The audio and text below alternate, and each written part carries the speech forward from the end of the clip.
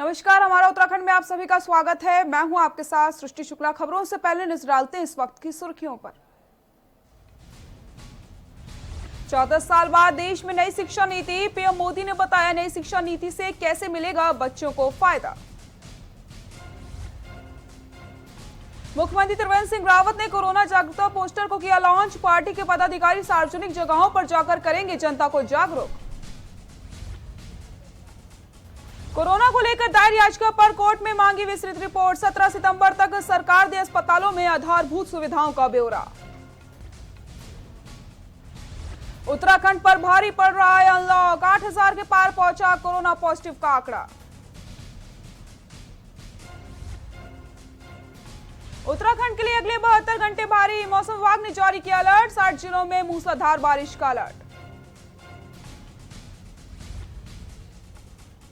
उत्तराखंड में 25 अगस्त तक बंद रहेगा बद्रीनाथ हाईवे। केदारनाथ जाने वालों का कोविड टेस्ट अनिवार्य। आप देख रहे हैं के न्यूज, खबरों का सारथी। उत्तराखंड की खबरों में आगे बढ़ने से पहले आपको छत्तीसगढ़ में CM Bhupesh Baghel trauma centre का उद्घाटन कर रहे हैं, आपको दिखाते हैं। लोकार्पण की प्रक्रिया प्रारंभ करें।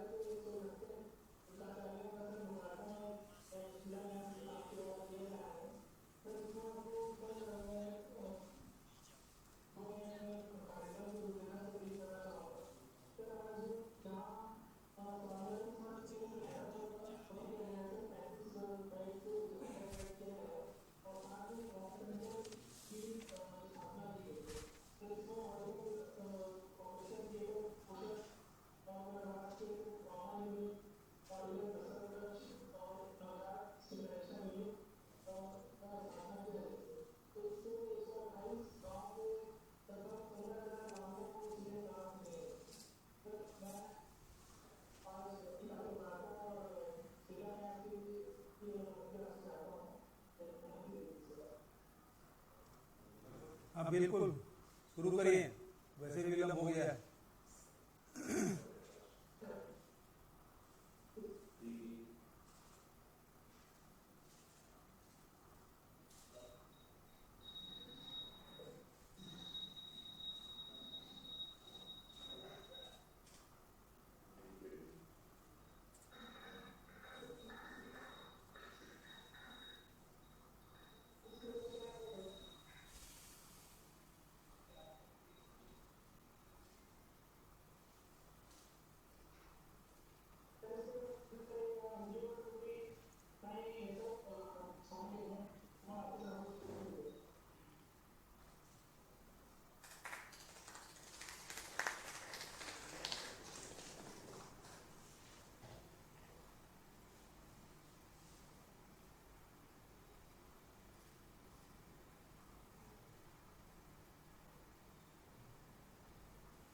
लोग हॉस्पिटल में हैं।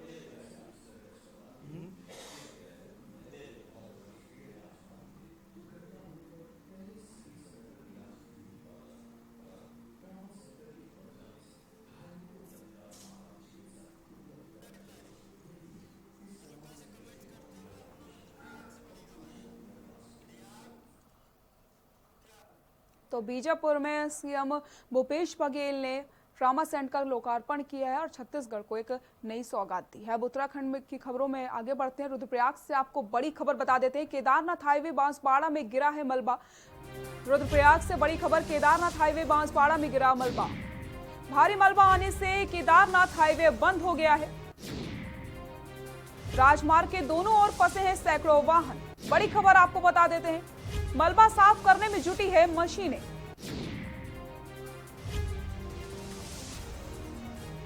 केदारनाथ हाईवे बांसवाड़ा में गिरा मलबा। रुद्रप्रयाग से बड़ी खबर आपको बता रहे हैं, मलबा साफ करने में जुटी है मशीनें।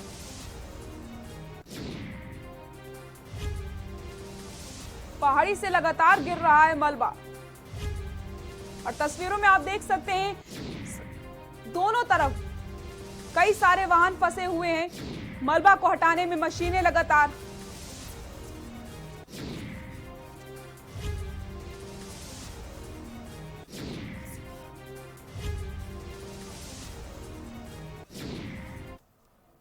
और उत्तराखंड में खबरों में आगे बढ़ने से पहले आपको सीधे लेकर चलते हैं जम्मू कश्मीर, जहां पर or become known to me as the Lieutenant Governor for the Union Territory of Jammu and Kashmir, except as may be required for the due discharge of my duties as such Lieutenant Governor.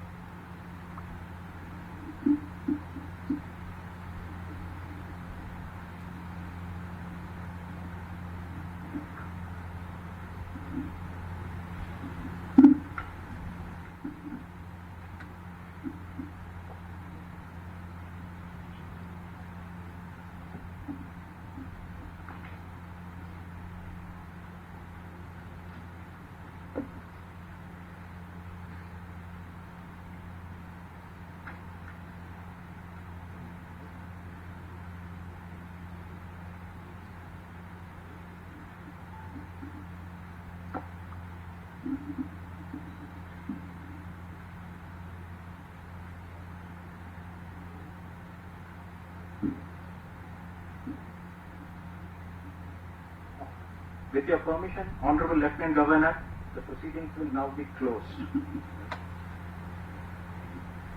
So I request all the guests to rise for the national anthem.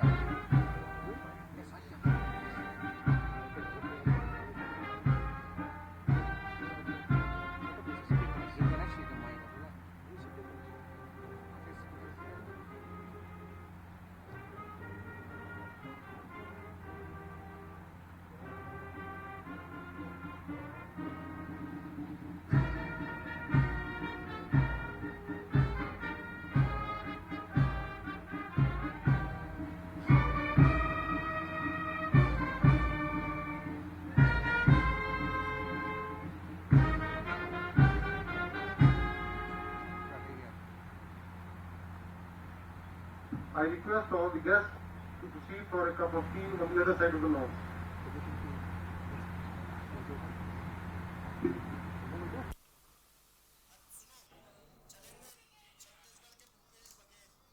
सीधे आपको ले चलते हैं छत्तीसगढ़, जहां पर CM Bhupesh Baghel क्या कुछ कह रहे हैं आपको सुना देते हैं।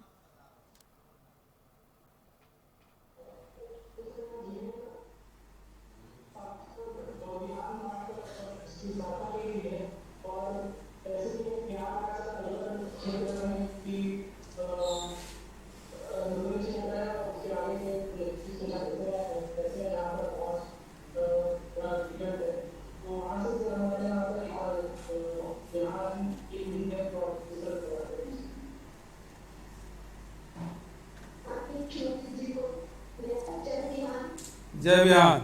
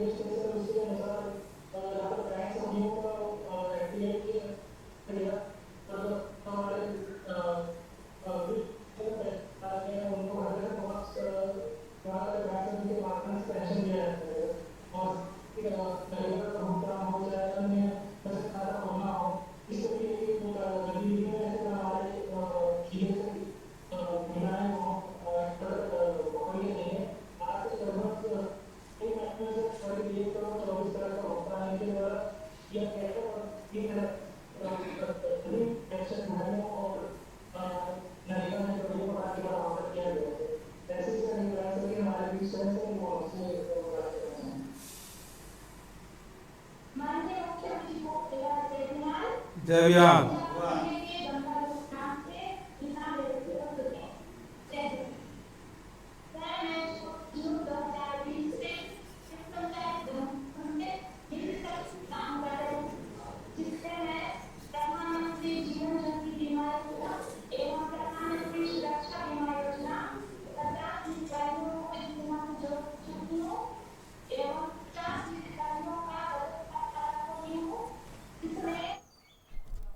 डोईवाला से आपको बड़ी खबर बता देते हैं। एयर यात्रियों को अब नहीं होंगे पेड क्वारंटाइन। बड़ी खबर आपको बता देते हैं।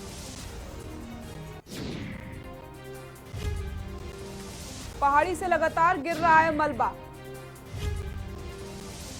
केदारनाथ जाने वाले तीर्थयात्री परेशान।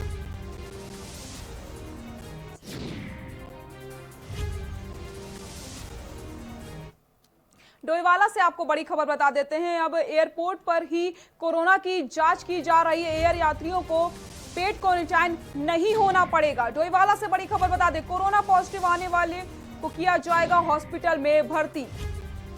आधे घंटे के अंदर ही मिल जाएगी कोरोना की रिपोर्ट। मेडिकल की 2 टीमें की गई हैं तैनात। बड़ी खबर आपको बता रहे हैं। एयर यात्रियों को अब पेड क्वारंटाइन नहीं होना पड़ेगा, क्योंकि आधे घंटे में ही उनकी कोरोना की जांच मिल जाएगी। एयरपोर्ट पर भी उनकी तत्काल रूप से जांच की जाएगी। जॉली ग्रांट एयरपोर्ट पर आने वाले यात्रियों की जांच की जाएगी। 2 डॉक्टर और 4 हेल्पर किए गए हैं तैनात।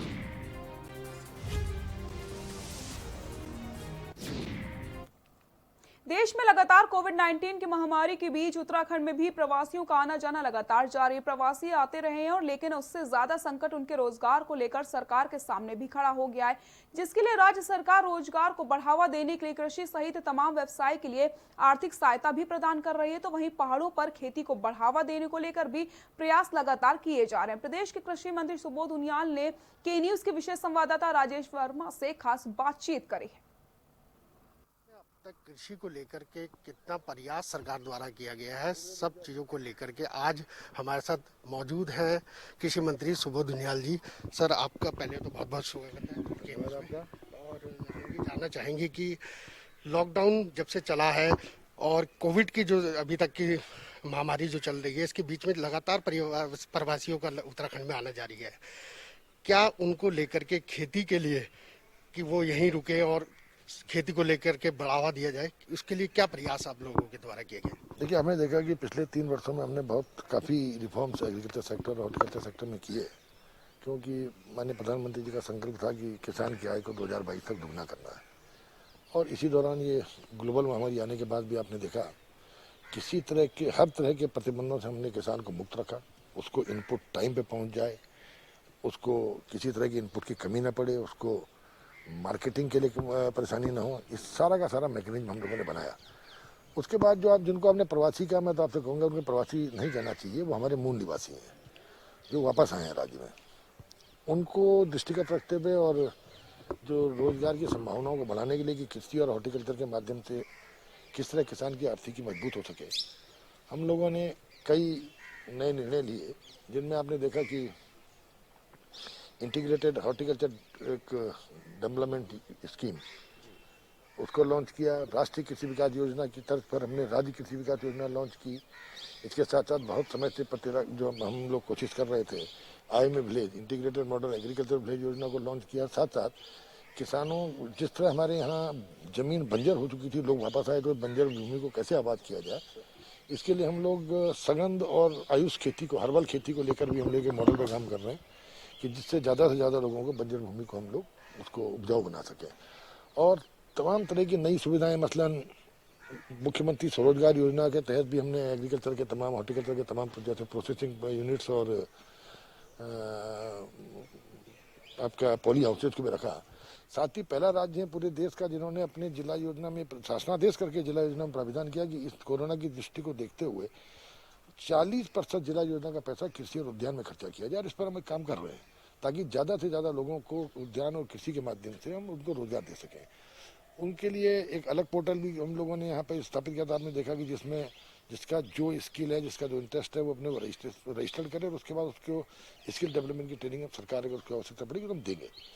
तो तमाम प्रयास किए गए और बीजों पर सब्सिडी बढ़ाकर 75% की गई, मंडी टैक्स को ख़त्म कर दिया गया, एंटी हेलनेस पर सब्सिडी बढ़ा के 75% कर दी। सेब के जो व्यवसायी हैं उनको कमी न पड़े उसके लिए पहली बार एक व्यक्ति को बॉक्सेस पहुंचाने का काम किया। 3 लाख बॉक्स की हमने टाइमली सप्लाई करने का निर्णय लिया।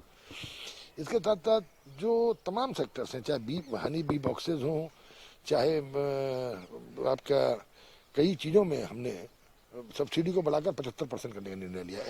एक जो एग्रीकल्चर मैकेनिज्म को इंश्योर किया, अधिकारियों को निर्देश दिए गए कि ज़्यादा से ज़्यादा प्रवासी अगर खेती में जुड़ना चाहता है तो जो हम 80% की दर पर कृषि यंत्र उपलब्ध करा रहे हैं ये उन तक पहुँच जाए, ताकि उन यंत्रों के माध्यम से कुछ लोगों को रोजगार भी मिले और खेती की उत्पादकता भी बढ़े। ये थे हमारे साथ कृषि मंत्री सुबोध उनियाल जी, जिन्होंने किसानों के हित से लेकर तमाम राजनीतिक चर्चाओं पे हमारे साथ बात की। वीडियो जर्नलिस्ट लईक अहमद के साथ राजेश वर्मा, के न्यूज़ इंडिया, देहरादून। कोरोना संक्रमण से लड़ रहे चंपावत जिले के टनकपुर के लोगों की लापरवाही भरी तस्वीरें सामने आई। कंटेनमेंट जोन के लोग प्रशासन को कोरोना सैंपल देने की जगह घर के अंदर से ही ताला लगा दे रहे हैं। यही नहीं, कई परिवार के लोग प्रशासन के आने की सूचना पर घर से ही लापता हो जा रहे हैं। ऐसे में एसडीएम के साथ पुलिस और स्वास्थ्य महकमा बड़ी मुश्किल से 60 कोरोना सैंपल ले पाया। अब ऐसे हालत में प्रशासन सहयोग न मिलने पर कड़ा रुख अख्तियार करना पड़ रहा है।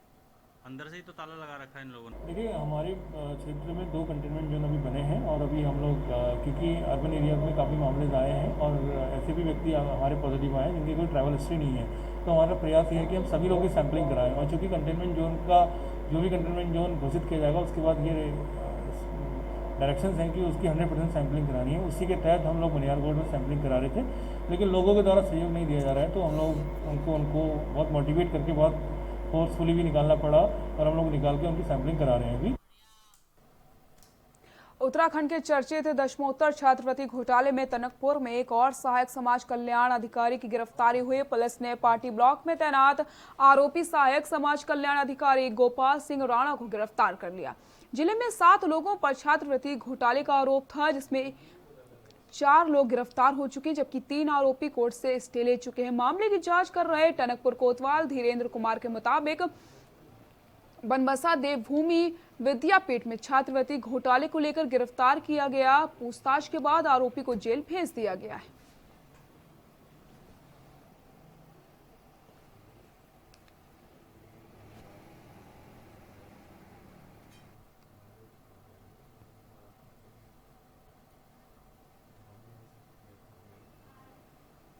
जांच करके थाना बनबसा में एफआईआर पंजीकृत करवाई गई थी। उसमें देवभूमि विद्यापीठ संस्थान का नाम आया था, तो उसकी इन्वेस्टिगेशन मेरे द्वारा की जा रही है। इसमें 7 नामजद आरोपी थे, जिनमें से 6 का निस्तारण पहले किया जा चुका है।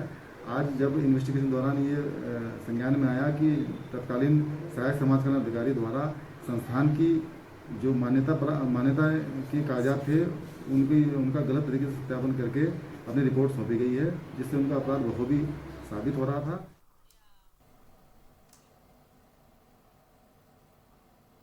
उत्तराखंड कांग्रेस के वर्चुअल सम्मेलन की शुरुआत हो चुकी है। कांग्रेस प्रदेश अध्यक्ष प्रीतम सिंह ने नैनीताल जिले में सम्मेलन का शुभारंभ किया। कांग्रेस प्रदेश अध्यक्ष मुख्यालय से प्रीतम सिंह ने सभी कांग्रेसी पदाधिकारियों और कार्यकर्ताओं के साथ बैठक करी। बैठक में संगठन की मजबूती के साथ बीजेपी सरकार की जन विरोधी नीतियों को जन जन तक पहुंचाने पर चर्चा करी गई। कांग्रेस प्रदेश अध्यक्ष प्रीतम सिंह ने बताया कि राज्य के सभी जिलों में वर्चुअल संवाद किया जाएगा, जिसमें एक मसौदा तैयार करके आगे की रणनीति तैयार की जाएगी। जैसा कि आपको विदित है कि वर्तमान समय में कोरोना का जो संक्रमण है वो बड़ी तेज़ी के साथ देश में और उत्तराखंड राज्य में फैला हुआ है, और ऐसी विषम परिस्थितियों में हम किस तरीके से अपने साथियों से संवाद स्थापित करें, इसके लिए हमने वर्चुअल सम्मेलन। रुद्रप्रयाग के बांसवाड़ा के पास गीता कुटीर आश्रम में देर रात भीषण आग लग गई। भीषण आग से लाखों के भारी नुकसान का अनुमान लगाया जा रहा है। हालांकि आग से जान माल का कोई नुकसान नहीं हुआ। वहीं आग लगने के कारण का अभी तक पता नहीं चल पाया। आश्रम में कई भवन ऐसा की भेंट चढ़ गए हैं। आपको बता दें, उसमें रखा लाखों का सामान भी स्वाहा हो गया। स्थानीय लोगों के द्वारा आग पर काबू पाने के लिए काफी मशक्कत की गई। गनीमत ये रही कि उस वक्त बारिश के बाद आग पर काबू पा लिया गया, जिसके बाद प्रशासन को सूचित किया गया। अब सुबह ही आग में नुकसान का आकलन किया जा सकेगा।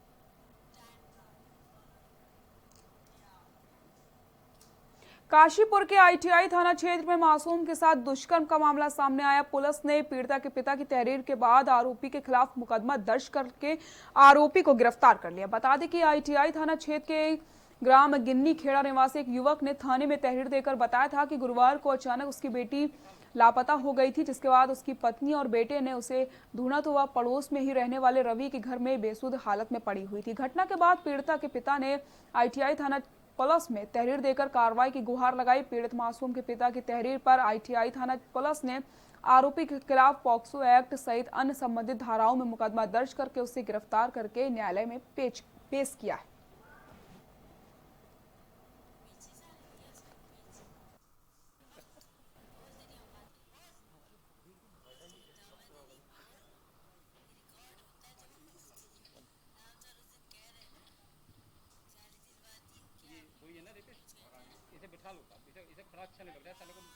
हमारे थाना क्षेत्र में एक गांव पड़ता है, ग्राम गिन्नी खेड़ा। वहाँ से एक सूचना मिली थी हमें कि 6 वर्षीय बालिका के साथ दुष्कर्म का मामला है, तो उसके पिता के द्वारा तहरीर दी गई थी। तहरीर पर मुकदमा दर्ज कर हमने आगे कार्रवाई की है, उसको मेडिकल करवा दिया गया है। बाकी अभियुक्त को गिरफ्तार कर माननीय न्यायालय में पेश किया जा रहा है। विधानसभा में बाल विकास विभाग की वर्चुअल बैठक करी गई। सभी संबंधित विभाग के अधिकारी बैठक में मौजूद रहे। राज्य मंत्री रेखा आर्य की अध्यक्षता में ये बैठक की शुरुआत हुई। समीक्षा में विकास कार्यों से संबंधित कामों को लेकर चर्चा करी गई। सड़कों पर भीख मांगने वाले बच्चे और नशे के खिलाफ अभियान चलाने वाले और पीड़ित महिलाओं और बच्चों की सुरक्षा को लेकर अहम फैसले बैठक में लिए गए हैं।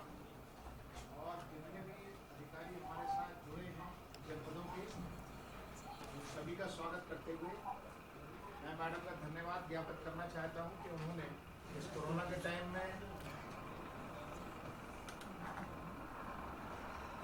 देखिए, ऐसे बच्चे जो भीख मांगते हैं या ऐसे बच्चे जो कि नशे के किसी प्रकार से भी आदी हो गए हैं, तो हमारा प्रयास ये रहता है कि जैसी हमारे पास में यदि सूचना मिलती है उन्हें उस सूचना के आधार पर संबंधित जिलाधिकारी या संबंधित एसएसपी को सूचना भी दी जाती है। कोशिश हमारी ये रहती है कि इन बच्चों को किस तरीके से हम नशा मुक्ति केंद्र में जो है हम लोग भेज सकें। देवस्थानम बोर्ड को भंग किए जाने की मांग को लेकर तीर्थ पुरोहित का आंदोलन दिन प्रतिदिन तेज होता चला जा रहा है। तीर्थ पुरोहित 9 दिनों से लगातार अनशन पर हैं और सरकार के फैसले का विरोध करते हुए केदारनाथ धाम में भवनों पर धर्मशालाओं के साथ ही हो रही छेड़छाड़ से आक्रोशित हुए तीर्थ पुरोहित केदारनाथ मंदिर परिसर में धरना देते हुए रैली निकाल रहे हैं और सरकार के खिलाफ नारेबाजी भी कर रहे हैं। बताते चले कि 2 महीने से केदारनाथ धाम में अर्धनग्न अवस्था में धरना दे रहे तीर्थ पुरोहित संतोष द्विवेदी ने अब समाधि लेने का निर्णय ले लिया है। उनका ये कहना है कि सरकार ने जल्द से जल्द देवस्थानम बोर्ड को भंग करने के साथ ही केदारनाथ धाम में स्थित उनके भवनों के साथ किसी भी प्रकार की छेड़छाड़ की और धाम में लागू केदारनाथ मास्टर प्लान को वापस नहीं लिया तो केदारनाथ मंदिर के पीछे समाधि ली जाएगी।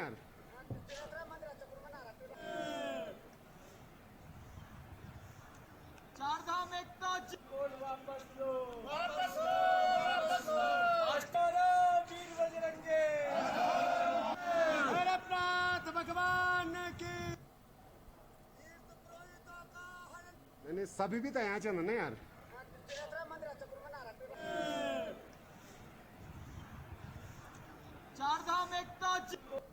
प्रदेश सरकार से केंद्र सरकार से प्रार्थना करते हैं, सरकार के द्वारा जो जबरन केदारनाथ के अंदर मास्टर प्लान छुपा जा रहा है, हम जो है उसका पुरजोर विरोधी नहीं घोर विरोध करते हैं। हम सरकार से गुजारिश से प्रार्थना करते हैं सरकार तुरंत इस मास्टर प्लान को वापस दे और हमारे अधिकारों का, हमारे जो अधिकार है उनका शोषण न करे, यही हमारी प्रार्थना है।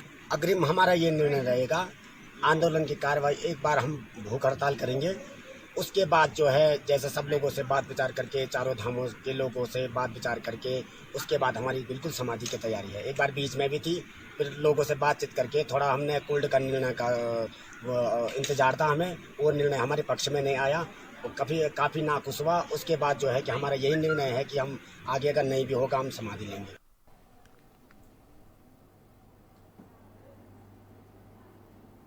प्रदेश सरकार लोगों को बेहतर स्वास्थ्य सेवाएं देने के लिए लगातार प्रयास कर रही है, जिसके चलते कैबिनेट मंत्री यशपाल आर्या ने बाजपुर सामुदायिक स्वास्थ्य केंद्र को सरकार द्वारा उपलब्ध कराई गई एम्बुलेंस भेंट की गई। बता दिया कि बाजपुर के सरकारी अस्पताल में पिछले लंबे समय से खराब एम्बुलेंस को बार बार सही करा करके प्रयोग में लाया जा रहा था, जिससे मरीजों को कई बार परेशानियों का सामना करना पड़ा था और एम्बुलेंस उपलब्ध न हो पाने के चलते लोगों को प्राइवेट एम्बुलेंस का सहारा लेना पड़ा था, जिसको लेकर अस्पताल प्रबंधन द्वारा लगातार सरकारी एम्बुलेंस उपलब्ध करवाए जाने की मांग की जा रही थी, जिसके चलते कैबिनेट मंत्री यशपाल आर्या ने सरकार द्वारा उपलब्ध करवाई गई एम्बुलेंस सामुदायिक स्वास्थ्य केंद्र को भेंट कर दिया। एम्बुलेंस को यशपाल आर्या ने हरी झंडी दिखाकर रवाना कर दिया। इस दौरान उन्होंने कहा है कि सरकारी अस्पताल में आने वाले गंभीर घायल मरीजों को रेफर करने के लिए एम्बुलेंस की कमी थी, जिससे लोगों को अधिक पैसा खर्च करके प्राइवेट एम्बुलेंस करना पड़ता था। सरकार ने लोगों की समस्याओं को ध्यान में रखते हुए बाजपुर सामुदायिक स्वास्थ्य केंद्र को एम्बुलेंस उपलब्ध करवाई है। बुलेटिन में फिलहाल के लिए इतना ही। देखते रहिए के न्यूज़ इंडिया। नमस्कार।